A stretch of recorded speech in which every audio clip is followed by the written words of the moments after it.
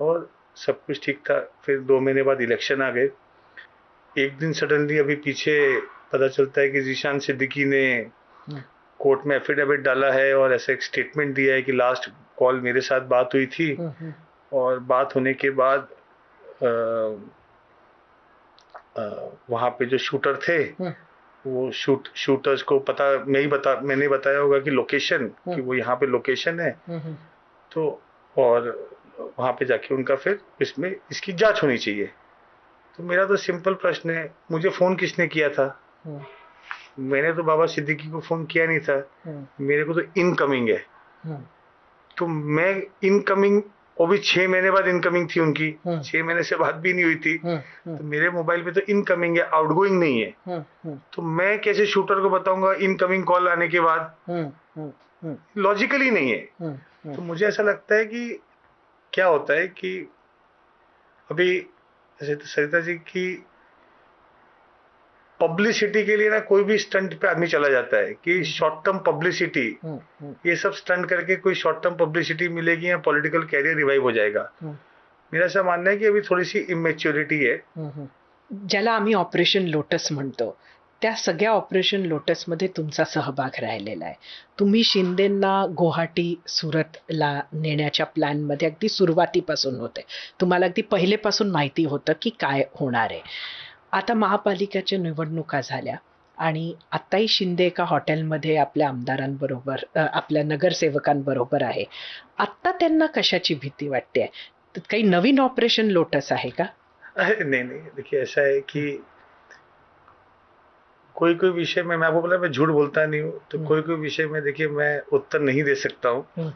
तो गुवाहाटी बहुत अच्छा था, सूरत बहुत अच्छा था, गोवा बहुत अच्छा था। और काफी अच्छे समय उस समय शिंदे साहब और आमदार को एक साथ वहाँ पे हमने 15 दिन बिताए, और वो जिंदगी के एक अच्छे पल थे।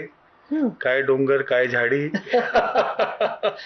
तो वो थे, वो विषय आई गई बात गई हो गई पूरी। लेकिन अभी का जो विषय है वो ऐसा नहीं है जो मीडिया चला रही है, मुझे लगता है ऐसा कोई विषय नहीं है।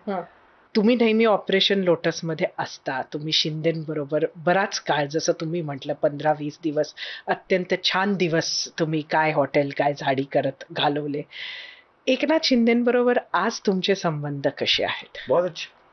शिंदे साहब बहुत दिलदार आदमी है, बहुत बड़े दिल के आदमी है और बहुत अच्छे आदमी है पूरे।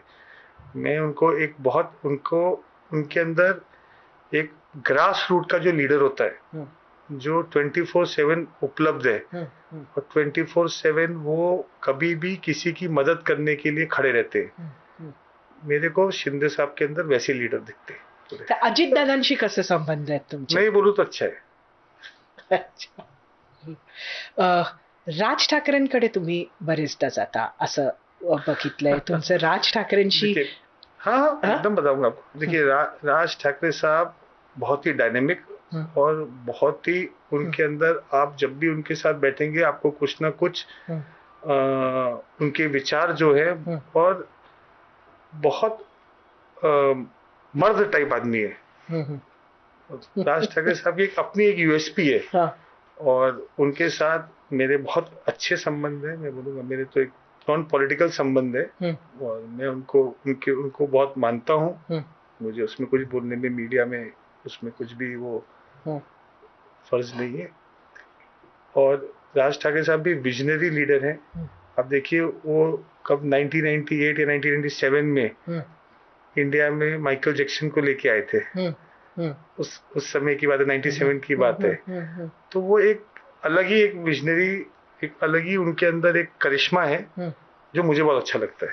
निवडणुकीच्या, शायद ये मैं बोल रहा हूँ तो उत्तर भारतीय बिहारियों को बुरा लगेगा ये पॉडकास्ट के बाद। नक्की हे होऊ शकतं, हो सकता है उनको लगेगा। पण तुम्ही त्यांच्याशी जेव्हा बोलता आणि एवढे चांगले संबंध आहेत आणि